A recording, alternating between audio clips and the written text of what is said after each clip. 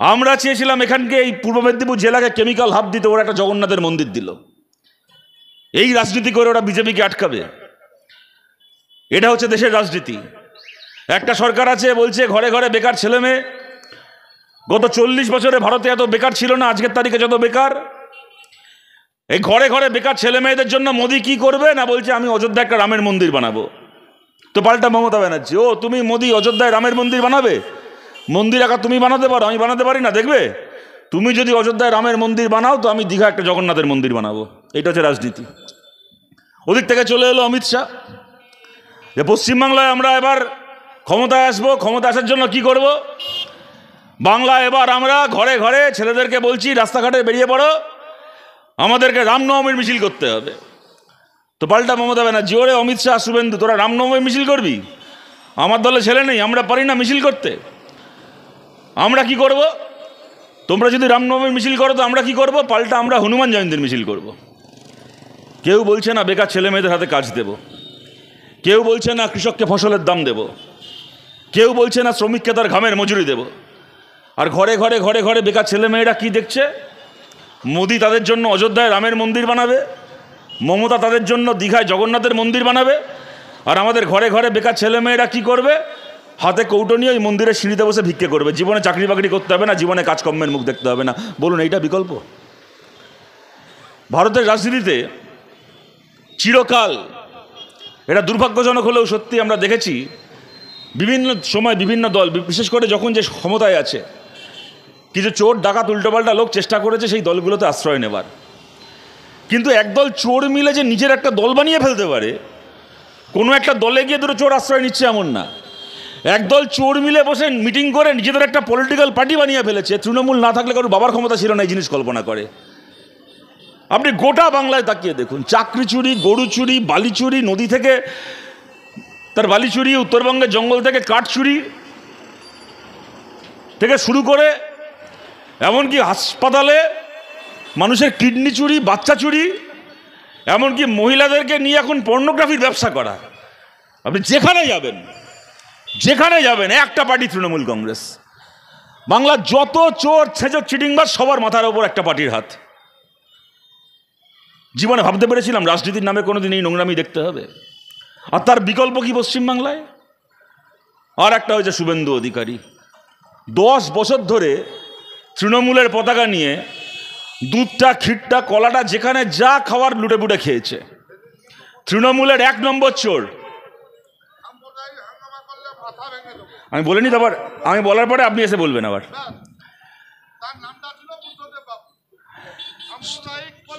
হ্যাঁ হ্যাঁ, ঠিক ঠিক, না উনি ভালো কথাই বলছেন। যাই হোক, তো যে কথাটা বলছিলাম, দুধটা, ক্ষীরটা, কলাটা সব কিছু চেটে পুটে খেয়ে একটা লোক, সে এখন হয়েছে পশ্চিমবাংলার বিরোধী দলনেতা। আর শুভেন্দু কেমন বিরোধী দলনেতা? আমাদের মনে আছে ছোটবেলা আমরা কেসি নাগের অঙ্কের বইয়ে ফুটক চৌবাচ্চার অঙ্ক করতাম। একটা চৌবাচ্চা, এই চৌবাচ্চার ওপর যতই জল ঢালুন না কেন আপনি, ওপর থেকে চৌবাচ্চায় যতই জল ঢালুন, চৌবাচ্চার জীবনে ভর্তি হয় না। কেন না? চৌবাচ্চার তলায় একটা ফুটো আছে। একজন ওপর থেকে জল ঢেলে যাচ্ছে, তলায় ফুটো দিয়ে জল বেরিয়ে যাচ্ছে। সেরকম শুভেন্দু হয়েছে একখানা ফুটো চৌবাচ্চার নেতা। ওপরে আবার দাঁড়িয়ে, মঞ্চে দাঁড়িয়ে এখন বলে, যারা বামপন্থী লোকজন আছেন, সিপিএমের সমর্থক আছেন, সবাই আমাদের দলে চলে আসুন, বিজেপিকে সমর্থন করুন। যদি আমাদের ভোট বাড়ে, আমাদেরকে সমর্থন করেন, তাহলে আমরা তৃণমূলকে হারিয়ে দেব। আর সে এমন ফুটো চৌবাচ্চা, ওপর থেকে কি ওর দলের লোক ঢুকবে, ওর চৌবাচ্চার তলায় ফুটো আছে, সেই ফুটো দিয়ে কখনো তাপসী মণ্ডল বেরিয়ে যায়, কখনো এ বেরিয়ে যায়, কখনো সে বেরিয়ে যায়। 77টা এমএলএ নিয়ে শুরু করেছিল, এখন বোধহয় 55টা এমএলএ পড়ে আছে। সামনের বিধানসভা ভোট আসতে আসতে বোধহয় 20টা এমএলএ হাতে থাকবে না। ফুটো চৌবাচ্চার নেতা শুভেন্দু, সে নাকি পশ্চিমবাংলায় পরিবর্তন আনবে। এরা আমাদেরকে দেশপ্রেম শেখাবে? এরা আমাদেরকে রাজনীতি শেখাবে? দাঁড়িয়ে বলছে একটা বিরোধী দলনেতা, সরকার চুরি করছে, ডাকাতি করছে, খুন করছে, কোথাও তার একটা বিকল্প বলার নাম নেই। তৃণমূল এরকম সরকার চালাচ্ছে, পাল্টা সরকারের কাজ কি হবে বলার বালাই নেই। বিরোধী দলনেতার কাজ কি?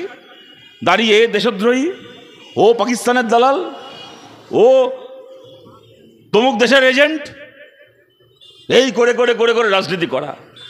আরে শুভেন্দু অধিকারী এসছে আমাদেরকে, বামপন্থীদেরকে দেশপ্রেম শেখাতে। শুভেন্দু অধিকারী এসছে আমাদেরকে ভারত পাকিস্তান শেখাতে। আরে আমরা কমিউনিস্ট পার্টি করি, আমাদের এক হাতে ধরা থাকে কমিউনিস্ট পার্টির লাল পতাকা, তো অন্য হাতে ধরা থাকে, মাথা উঁচু করে আমরা ধরে থাকি ভারতের তেরঙ্গা পতাকা। স্বাধীনতার আগে থেকে হাতে তেরঙ্গা পতাকা নিয়ে কমিউনিস্টরা এই মেদিনীপুরের মাটিতে, এই বাংলার মাটিতে, গোটা ভারতের মাটিতে আমরা জীবন দিয়েছিলাম। হাতের পতাকাকে আমরা বিক্রি করি না, না পার্টির পতাকাকে, না দেশের পতাকাকে। আর শুভেন্দু ও আমাদেরকে পতাকা শেখাতে এসছে, দেশপ্রেম শেখাতে এসছে।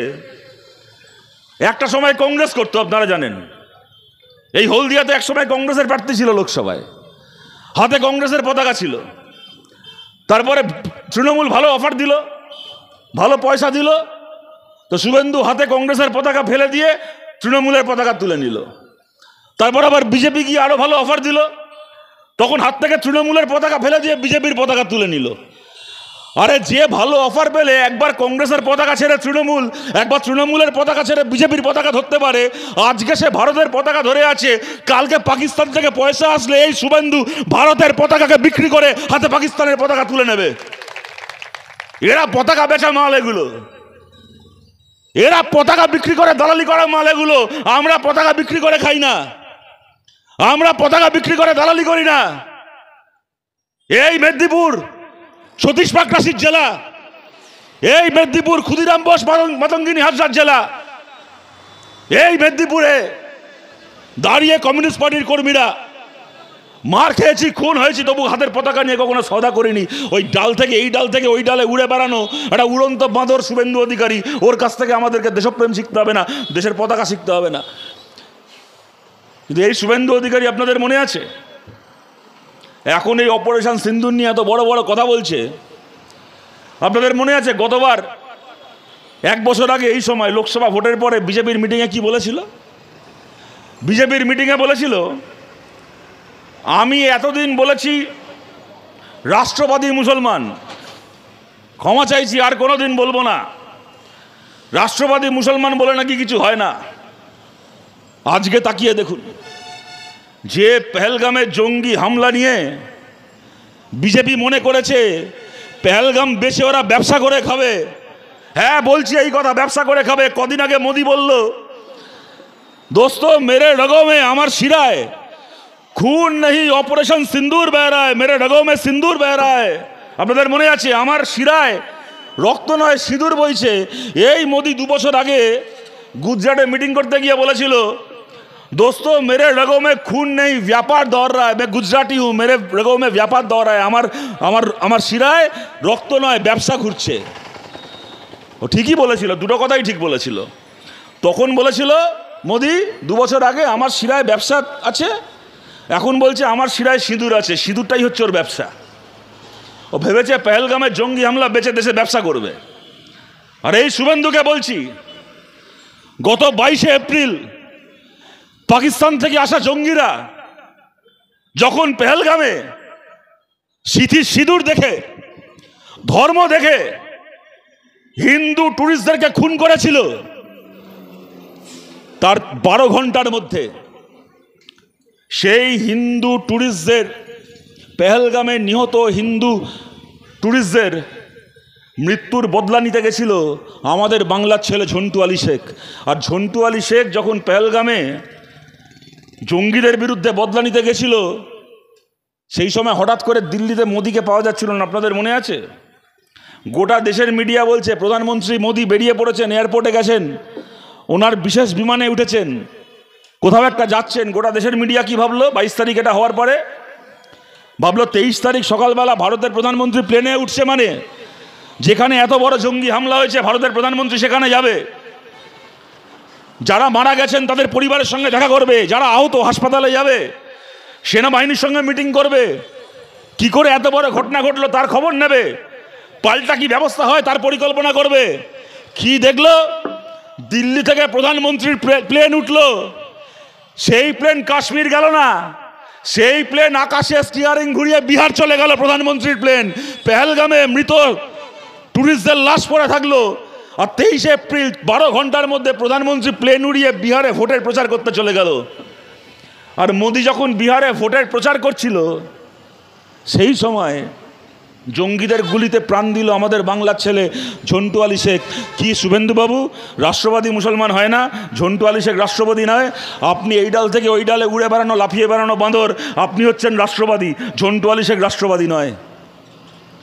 পাকিস্তানের ভেতর জঙ্গি ঘাঁটি ঘুরিয়ে আসলো ভারতের সেনাবাহিনী, গোটা দেশের সামনে, গোটা পৃথিবীর সামনে ভারতের সেনার পাকিস্তানের ভেতর মাসুদ আজহারের বাড়ি, মাসুদ আজহারের জঙ্গি ঘাঁটি ঘুরিয়ে দেওয়ার খবর দিল ভারতের দুই বীর সন্তান ভামিকা সিং আর সোফিয়া কুরেশি। কি শুভেন্দু অধিকারী? সোফিয়া কুরেশি রাষ্ট্রবাদী নয়, সে মুসলমান বলে রাষ্ট্রবাদী নয়। আপনি শুভেন্দু অধিকারী, এই ডাল থেকে ওই ডালে উড়ে বেড়ানো পতাকা বেচা মাল, আপনি হচ্ছেন রাষ্ট্রবাদী। এদের কাছ থেকে আমাদের রাষ্ট্রবাদ শিখতে হবে, এরা বাংলায় পরিবর্তন আনবে। দেখুন, এদেরকে গালাগাল দিয়ে ঘন্টার পর ঘন্টা কাটানো যায়, কিন্তু এদেরকে গালাগাল দিয়ে সময় নষ্ট করে লাভ নেই। এমনি শুভেন্দু অধিকারী আজ থেকে 3 বছর আগে অন্য কথা বলতো, আবার 2 বছর পরে অন্য কথা বলবে। ওকে নিয়ে তো সময় নষ্ট করার কোনো মানেই হয় না। সারা জীবন জেনে আসলাম শুভেন্দু অধিকারী কে না শিশিরের বাচ্চা, শিশির অধিকারীর ছেলে। আমি দেখছি একটা লোক পতাকা বদলানোর কথা কি বলবো, লোকে পার্টিতে গিয়ে পতাকা বদলায়, কেউ নিজের বাবা বদলে নাই শুনেছেন কোনোদিন? আরে লোক পার্টি পাল্টেছে বলে ক্যামেরার সামনে বলছে আমি মোদির বাচ্চা। চিন্তা করুন, সারা জীবন শুনলাম ও শিশিরের বাচ্চা, কোত্থেকে মোদির বাচ্চা হয়ে গেল। যে পার্টি পাল্টে নিজের বাবার নাম পাল্টে নেয়, তাকে নিয়ে কথা বলে আমি কি সময় নষ্ট করবো? আর তৃণমূলকে নিয়ে বলেই বা কী করবো বলুন?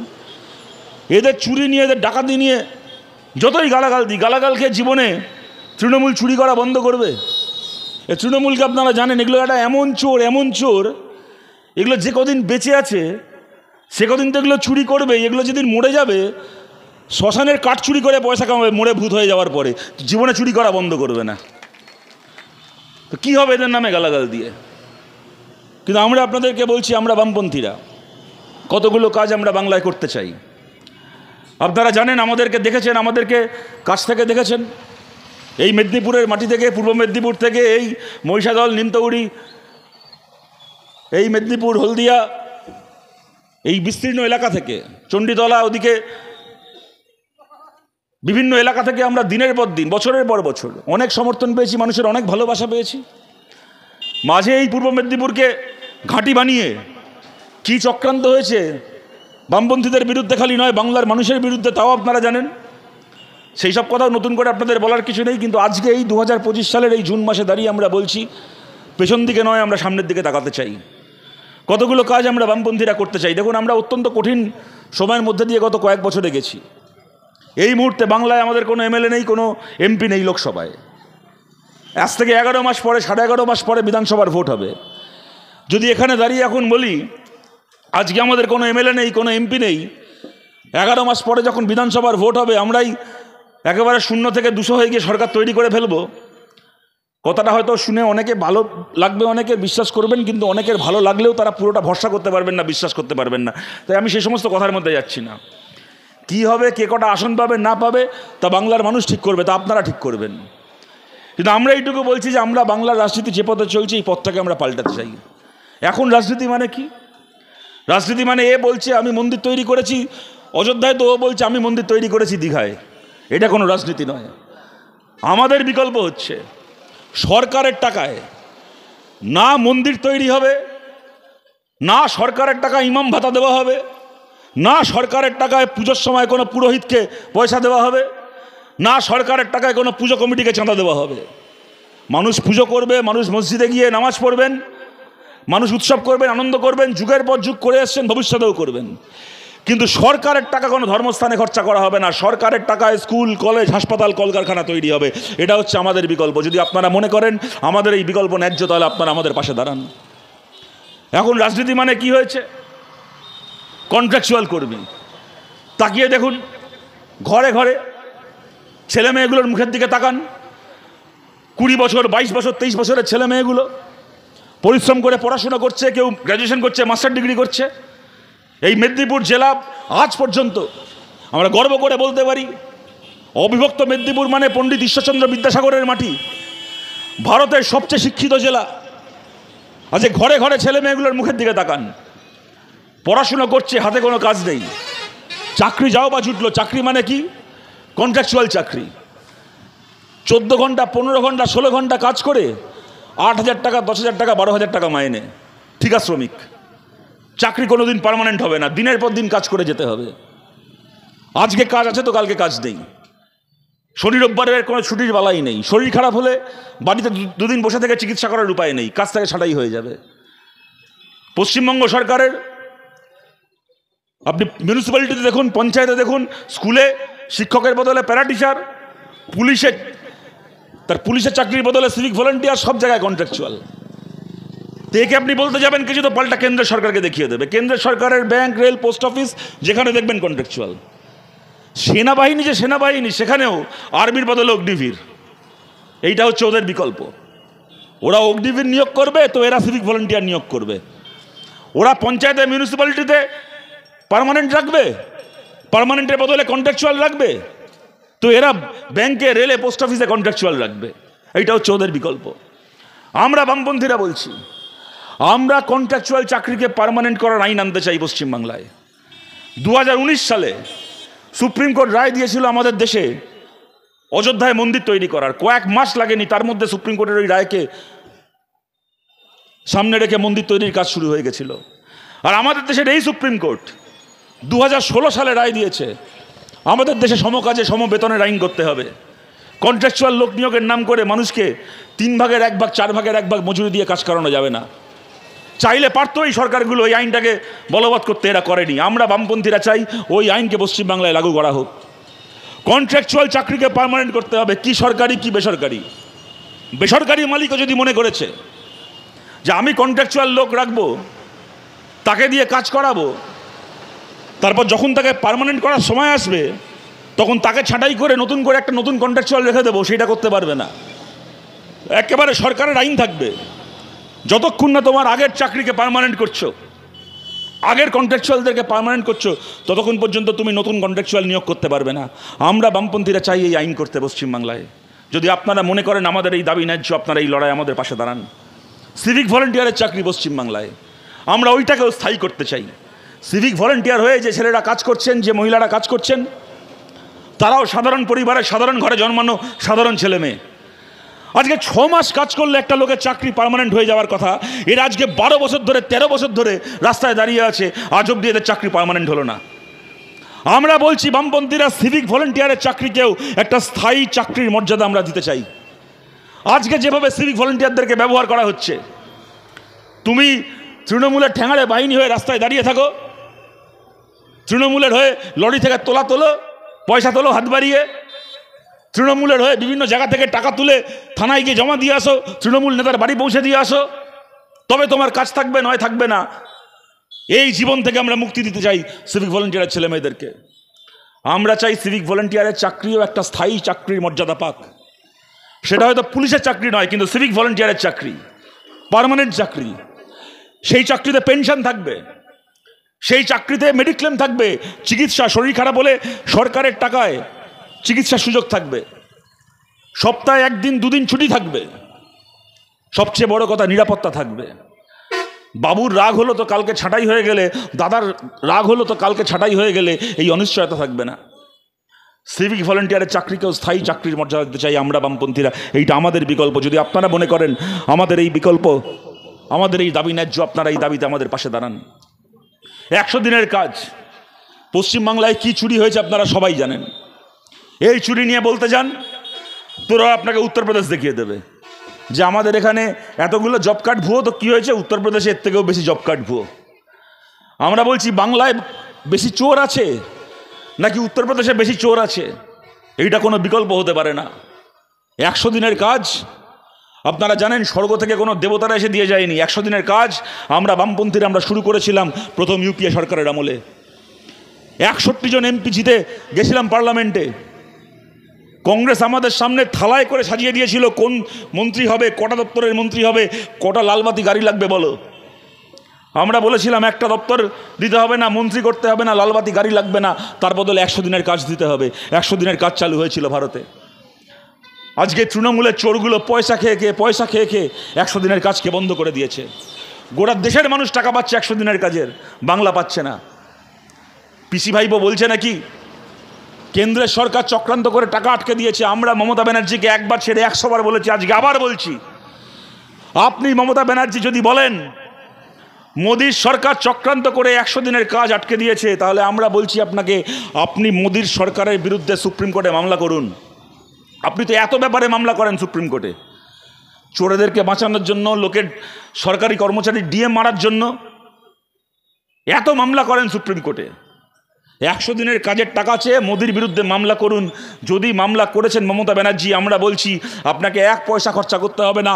আমাদের পার্টির নেতা বিকাশ ভট্টাচার্য বিনা পয়সায় পশ্চিমবঙ্গ সরকারের হয়ে মোদির বিরুদ্ধেই মামলা লড়বে। করুন আপনি মামলা। কে বারণ করেছে আপনাকে? পারবে না মামলা করতে। যদি করে গোটা দেশ দেখবে কিভাবে চুরি করেছে তৃণমূলের চোরগুলো, পিসি ভাইপো কিভাবে চুরি করেছে 100 দিনের কাজের টাকা।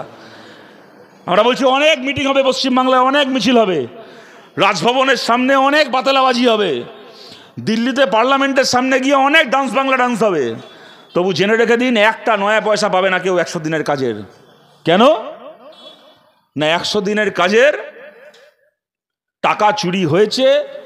যদি না চোরেদের বিরুদ্ধে ব্যবস্থা নিয়ে এফআইআর করে তাদেরকে গ্রেপ্তার করে অ্যাকশন টেকেন রিপোর্ট জমা দেওয়া হয়েছে, ততদিন পর্যন্ত কেন্দ্রের সরকার ওইটাকে অজুহাত বানিয়ে ওরা টাকা আটকে রাখবে।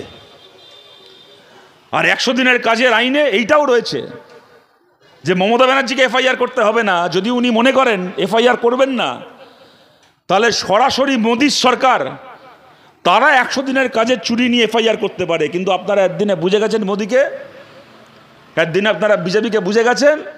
শুভেন্দু এখানে যতই ছাগলের তৃতীয় সন্তানের মতো লাফিয়ে বেড়াক না কেন, দিল্লিতে বসা ওর বাপ ঠাকুর দ্বারা মমতা ব্যানার্জিকে ঘাটাবে না, মমতা ব্যানার্জির বিরুদ্ধে এফআইআর করবে না। শুভেন্দু অধিকারী পশ্চিমবাংলায় দাঁড়িয়ে ডান্স বাংলা ডান্স করে যাচ্ছে, এই ভাইপো জেলে ঢুকবে, ভাইপো জেলে ঢুকবে করে যাচ্ছে। আর ওখানে ওর নেতা নরেন্দ্র মোদী গতকাল দেখেছেন ভাইপোকে নিজের বাড়িতে ডেকে ডিনার করাচ্ছে। সুতরাং আপনারা বুঝে গেছেন শুভেন্দু অধিকারীর দৌড় কদ্দূর, মোদিও বুঝে গেছে শুভেন্দু অধিকারীর দৌড় কদ্দূর। জীবনে কোনোদিন এই মামলা হবে না, না রাজ্য সরকার মামলা করবে, না কেন্দ্র সরকার মামলা করবে। মাঝখান থেকে যারা কাজ করেছেন তাদের টাকাটা বন্ধ হয়ে পড়ে থাকবে।